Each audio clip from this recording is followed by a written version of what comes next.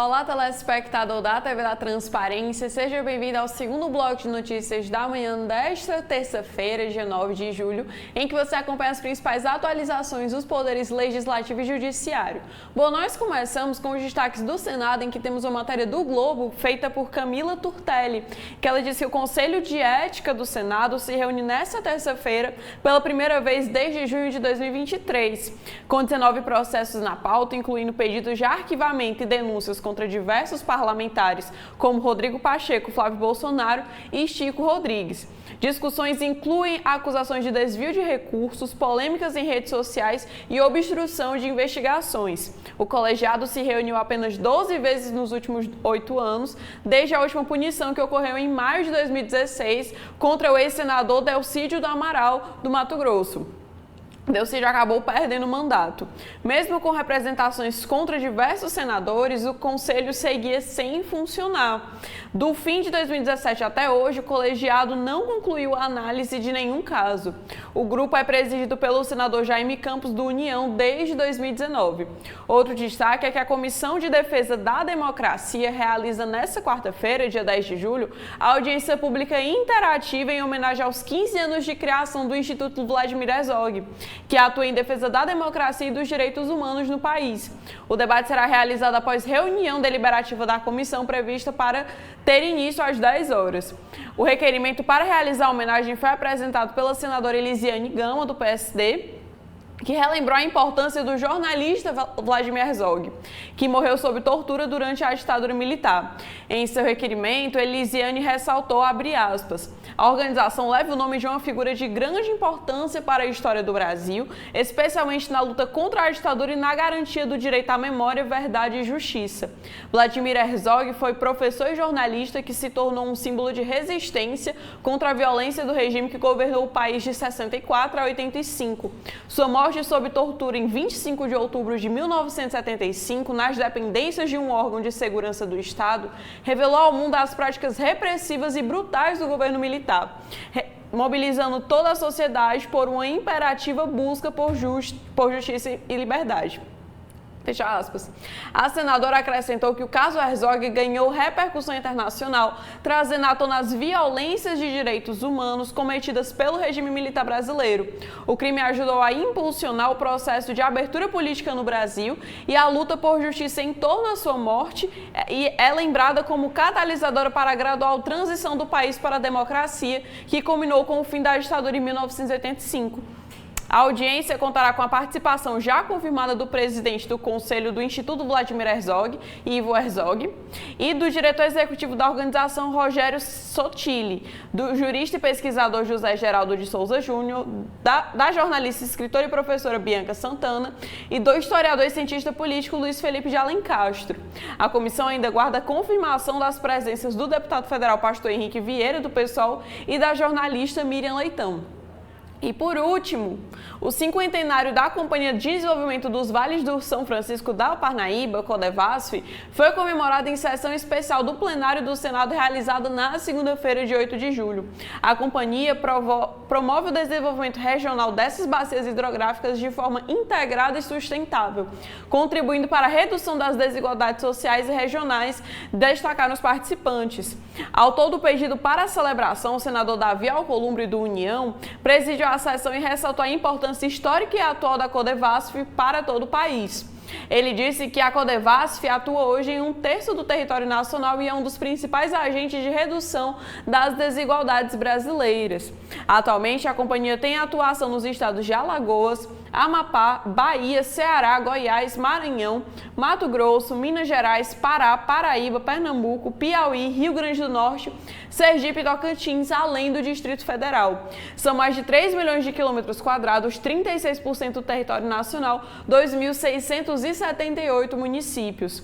Davi citou como exemplos de áreas em que a Codevasf Atua nesses estados no fornecimento de equipamentos e máquinas, como automóveis, caminhões frigoríficos, patrulhas agrícolas mecanizadas e retroescravadeiras, obras de pavimentação, kits de irrigação familiar, pesca artesanal, produção de camarão, construção de canais de adutoras, de sistemas de abastecimento e de esgoto, de implantação de postos e cisternas, de recuperação de ecossistemas e de suporte à agricultura familiar, produção de frutas, construção de estradas e de pontes, recuperação dos rios, entre outros.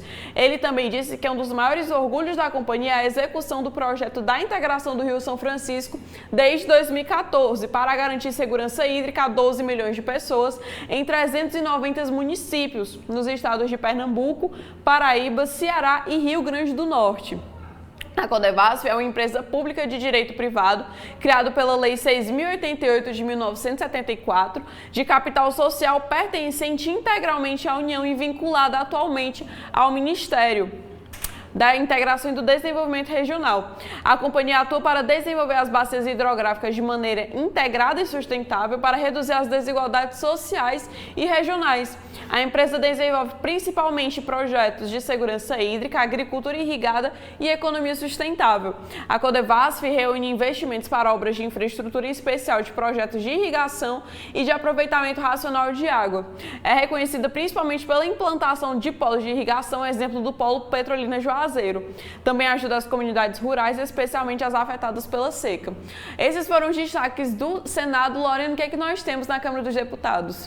Olá, Annalise, olá, telespectadores do nosso segundo bloco de notícias. Bom, sobre a Câmara, nós temos que a Câmara aprovou ontem, segunda-feira, dia 8, a medida provisória 1209 de 2024, que concede crédito extraordinário de R$1 bilhão para diversos ministérios em ações relacionadas à proteção do povo indígena Yanomami e ao combate ao garimpo ilegal em seu território. A MP será enviada ao Senado. Segundo o governo, a iniciativa teve por objetivo dar cumprimento à decisão monocrática do ministro do STF, Luiz Roberto Barroso, na qual determinou ao Poder Executivo a abertura de crédito extraordinário se houvesse falta de recursos orçamentários para cumprir decisão anterior de socorro a esses indígenas, tudo no âmbito de uma ação de descumprimento de preceito fundamental. Do total de recursos, R$ 309,8 milhões são destinados à participação das Forças Armadas com o uso do Centro Gestor e Operacional do Sistema de Proteção da Amazônia e R$ 60,18 milhões para a Força Nacional da Polícia Federal e da Polícia Rodoviária Federal na área. Esse montante soma 37% do total liberado. Outros R$ 210 milhões ficarão com o Ministério dos Povos Indígenas para a gestão de políticas para os povos indígenas. Para a FUNAI, a MP destina R$ 132 milhões para atividades de regularização fundiária, proteção e gestão dos territórios indígenas, além de mais R$ 60 milhões para atividades de direitos pluriétnicos e culturais dos povos indígenas. Esse montante soma 45,2% do total liberado. O Ministério do Meio Ambiente terá 107,6 milhões, ou seja, 10,76% do total previsto para ações de fiscalização em terras indígenas e gestão de unidades de conservação em terras indígenas a cargo do IBAMA ou do Instituto Chico Mendes de Conservação da Biodiversidade. Outra atualização é que a Câmara aprovou nesta terça-feira o regime de urgência para o projeto de lei 4.670 de 2020 do deputado Célio Studart, que institui uma política de proteção, resgate, acolhimento e manejo de animais afetados por acidentes, emergências e desastres ambientais, denominada Política de Acolhimento e Manejo de Animais Resgatados, também chamado AMAR. Os projetos com urgência podem ser votados diretamente no plenário, sem passar antes pelas comissões da Câmara. E outra atualização agora sobre a Comissão de Meio Ambiente e Desenvolvimento Sustentável da Câmara é que ela aprovou o projeto de lei 1457 de 2024, que dobra os prazos prescricionais aplicáveis aos crimes ambientais. O texto altera a Lei de Crimes Ambientais e também o Código Penal. O relator do projeto, o deputado delegado Matheus Laiola, do União, recomendou a aprovação. Ele afirmou, abre aspas, esta proposta deverá contribuir para a melhor aplicação da lei dos crimes ambientais. A baixa penalização para esses crimes, somada às dificuldades de fiscalização e investigação, atualmente prejudicam a aplicação das leis. Caso recente em que mais de 80 mil hectares do Pantanal foram dizimados por desmate químico é emblemático. Fecha aspas. E o projeto ele vai tramitar em caráter conclusivo e ainda será analisado pela Comissão de Constituição e Justiça e de Cidadania. E para virar lei, a proposta também precisa ser aprovada ainda pelo Senado. E, por fim, na Câmara, a Comissão de Defesa dos Direitos da Pessoa Idosa aprovou uma proposta que prevê medidas judiciais contra filhos ou responsáveis por idosos que atuam para isolá-los do convívio com amigos ou outros familiares. O texto define esse tipo de conduta como alienação parental inversa. Foi aprovado o projeto de lei 1841 de 2024 do deputado Jonas Donizete, do PSB. O texto traz como exemplo de alienação parental inversa realizar campanha de desqualificação da conduta de filhos ou membros da família, dificultar o contato de pessoa idosa com os filhos, familiares ou amigos, omitir deliberadamente a filho ou familiar informações pessoais relevantes sobre a pessoa idosa, inclusive médicas e alterações de endereço, apresentar falsa denúncia contra filho ou familiares para obstar ou dificultar a convivência deles com a pessoa idosa e mudar o domicílio para local distante sem uma justificativa. De acordo com a proposta, havendo indício da prática de ato de alienação parental inversa, o juiz, se necessário, determinará a perícia psicológica ou biopsicossocial. A perícia será realizada por profissional ou equipe multidisciplinar e o laudo se baseará em ampla avaliação, incluindo entrevista pessoal com as partes, avaliação da personalidade dos envolvidos, entre outros. Confirmados os atos típicos de alienação parental inversa, o juiz poderá, independentemente da responsabilidade civil ou criminal do responsável, advertir o alienador, incluindo a possibilidade de aplicação de multa, ampliar o regime de convivência familiar em favor do familiar alienado ou ainda determinar o acompanhamento psicológico e biopsicossocial, a alteração da curatela e a fixação do domicílio da pessoa idosa. A relatora, a deputada Daiane Bittencourt, do União, defendeu a proposta e afirmou que a administração pública deve ter como responsabilidade proteger a população idosa. O texto segue para análise conclusiva da Comissão de Constituição e Justiça e de Cidadania e, para virar lei, a proposta também precisa ser analisada pelo Senado. Isso é o que tivemos sobre a Câmara, Analice, e o que a gente tem hoje sobre o STF. Bom, Lorena, nos destaques do STF, nós começamos com a matéria do Poder 360, que diz que os peritos criminais brasileiros aguardam as novas orientações para quando tiverem que examinar maconha apreendida em pequena quantidade pela polícia. A demanda surgiu depois que o STF descriminalizou o porte de drogas de até 40 gramas de cannabis sativa ou 6 plantas fêmeas que produzem flores ricas em THC, composto psicoativo tetrahidrocannabidiol.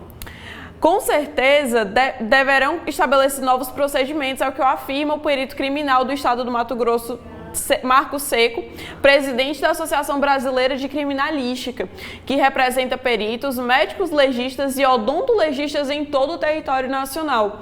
Em 25 de junho, o STF decidiu liberar o porte de maconha para uso pessoal. Na prática, a conduta não se torna legal, mas deixa de ser tratada como um crime. Desde 28 de junho, pessoas flagradas consumindo maconha terão a droga confiscada e o usuário será levado à delegacia. O delegado, porém, não deverá determinar a prisão em flagrante ou instaurar inquérito. O caso será registrado como infração administrativa e a pessoa será notificada de que deverá comparecer em juízo para ser ouvida e, eventualmente, receber sanção de caráter não penal. O infrator deverá ser liberado. A droga apreendida será examinada por peritos em laboratório que vão identificar a substância e mensurar o volume. Segundo Marco Seco, falta definições quanto à obrigação de fazer a pesagem do entorpecente em balança certificada. Além de regras pontuais, o perito imagina que será necessário preparar os laboratórios e os técnicos para a nova rotina. Outro destaque é uma matéria do site Migalhas, que diz que, por unanimidade, o plenário virtual do STF determinou que estados detêm prerrogativa de executar judicialmente créditos de multas simples aplicadas por seus tribunais de contas a agentes públicos municipais. As penalidades em questão decorrem da inobservância de normas financeiras, contábeis e orçamentárias, como a ausência de envio do relatório de gestão fiscal ao Poder Legislativo e ao TCE. As multas também são aplicadas em casos de não colaboração do agente público com o Tribunal de Contas, como no caso de obstrução de inspeções e auditorias ou de sonegação de informações. A DPF, que originou a decisão, foi proposta pelo governo de Pernambuco em face de decisões do TJ. O Tribunal de Segunda Instância considerava o Estado ilegítimo para executar na Justiça multas simples aplicadas pelo TCE contra agentes públicos municipais. A legislação estadual em questão previa a destinação das multas de fundo de aperfeiçoamento profissional e reequipamento técnico do TCE. O ministro Gilmar Mendes, relator, destacou que o STF, no tema 642, já havia estabelecido que a competência para executar multas aplicadas pelos TCEs a agentes municipais condenados por danos ao erário é dos municípios e não dos estados. Contudo, no caso em análise, a discussão está centrada na legitimidade para executar multas simples, cuja finalidade é desestimular futuros descumprimentos das normas financeiras e reafirmar a autoridade dos TCEs. A decisão não possui efeito retroativo, ou seja, não se aplica automaticamente a casos já julgados em definitivo antes da publicação da ata do julgamento em questão. Outro destaque é uma matéria do Valor Econômico escrito por Jéssica Santana e Beatriz Olivon, que diz que a União acompanha com preocupação o julgamento do STF, que pode declarar a inconstitucionalidade das alíquotas progressivas para a contribuição previdenciária de servidores públicos instituída pela reforma de 2019. O placar está em 5-5 e o voto decisivo será do ministro Gilmar Mendes, que pediu vista em 19 de junho. Ele tem até 90 dias para devolver o processo para a pauta. Antes da reforma, servidores federais contribuíam com um percentual fixo de 11%. Com a mudança, as alíquotas passaram a variar conforme a faixa salarial, começando em 7,5% para um salário mínimo e chegando a 22% acima de R$52 mil. A União não tem dados sobre o efeito de uma derrota para as contas públicas. Ao todo, ações envolvendo a reforma da Previdência têm impacto estimado em R$ 497,9 bilhões. Cálculos preliminares de Paulo Tafner, do Instituto Mobilidade e Desenvolvimento Social, indicam que a derrubada da progressividade teria custo de R$ 300 bilhões em 10 anos para a União. O mecanismo segue a lógica do imposto de renda e busca um sistema mais justo ao cobrar mais de quem recebe mais. Além disso, eleva a arrecadação, amenizando a trajetória de crescimento do déficit do regime próprio. Em 12 meses até maio, o rombo chegou a R$ 55 bilhões. Associações que representam setores do serviço público alegam que o STF já derrubou em outras situações a progressividade por não haver previsão constitucional. A AGU afirma que o item consta da emenda constitucional de 2019. Diego Cheruli, do Instituto Brasiliense do Direito Previdenciário, diz que a alíquota é alta e que, se derrubada a progressividade, voltaria a ser 11%. O Ministério da Previdência Social não se manifestou. São esses os destaques do Supremo Tribunal Federal. E, Lorena, o que é que nós temos na Justiça Eleitoral? Por início nas atualizações sobre a Justiça Eleitoral, nós temos a matéria do G1 por Fernanda Vivas, que diz que o Ministério Público Eleitoral defendeu, na segunda-feira, dia 8, a rejeição de uma ação de investigação eleitoral contra o ex-presidente Jair Bolsonaro e o candidato a vice em 2022, Braga Neto, pelo suposto uso eleitoral da concessão de benefícios sociais. O caso tem relação com a disputa presidencial de 2022. Os partidos que apoiaram a campanha do presidente Lula, PT, PCdoB e PV, acusaram a campanha de Bolsonaro, que disputava a reeleição, de conceder uma série de benefícios do governo para garantir mais um mandato na presidência. Entre os benefícios citados estão a renegociação de dívidas habitacionais, facilidades na compra de imóveis, créditos para empreendedores, antecipação de benefícios como o Auxílio Brasil, atual Bolsa Família, Auxílio Gás, recursos para caminhoneiros e também taxistas. Bolsonaro e Braga Neto foram acusados de abuso de poder político e econômico. Nesse tipo de ação, se houver condenação dos envolvidos, eles devem ficar inelegíveis por 8 anos. Os dois já estão fora das urnas por este período por decisões do TSE. O MP Eleitoral apresentou as chamadas alegações finais, um resumo das apurações da ação feito antes do processo ir a julgamento no plenário do TSE. O documento é assinado pelo vice-procurador-geral eleitoral, Alexandre Espinosa, e o procurador considerou que houve uma concentração de anúncios de antecipação ou incremento de benefícios pelo governo em setembro e outubro de 2022, às vésperas do período eleitoral. Apesar disso, o MP argumenta que não há prova de que Bolsonaro tenha interferido pessoalmente na implementação da maioria das ações, já que algumas dependiam também do Congresso Nacional. O próximo passo do processo é ir a julgamento no plenário do TSE, o que ainda não tem uma data para acontecer. E, por fim, uma matéria da CNN por Maria Clara Matos, que diz que os mesários que vão trabalhar nas eleições municipais deste ano começam a ser convocados nesta terça-feira. Quem for nomeado precisa atender às convocações tanto para os trabalhos no dia das eleições e também para o treinamento. Responsáveis por receber os eleitores no dia das eleições, colher as assinaturas e liberar as urnas eletrônicas para que as pessoas possam votar, os mesários podem ser voluntários ou convocados também pela Justiça Eleitoral. Para saber se você foi nomeado para trabalhar como mesário, é preciso entrar em contato com o cartório eleitoral em que você está inscrito. Para encontrar o site e o telefone do Tribunal Regional Eleitoral do seu estado, você pode acessar o site da Justiça Eleitoral. As listas com os nomes também serão divulgadas no site dos tribunais eleitorais regionais. Além disso, caso o voluntário tenha acessado ao canal do mesário, ele pode ser avisado da nomeação por e-mail.